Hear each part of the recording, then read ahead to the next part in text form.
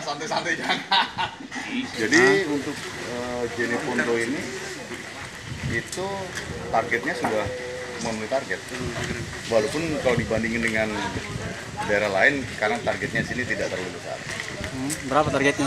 Targetnya di sini berapa? 4.000 ya? 4.400. 4.000. Sudah kumpul 5.000. Jadi kalau dalam laporan hariannya di sini sudah memenuhi target.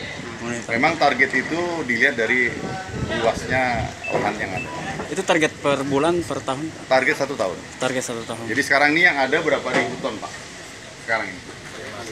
Udah 4.000 ton. 4.000 ton. Ini penuh semua gudang-gudang ini. Kalau soal kualitas, Pak?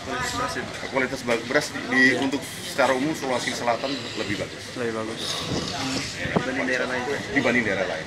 Bisa wawancara Angkatan Darat berkunjung ke Jeneponto ini, khususnya ke gudang Bulog Jeneponto dalam rangka melihat sudah sejauh mana serapan gabah yang dilaksanakan oleh Bulog dalam rangka memenuhi cadangan beras pemerintah.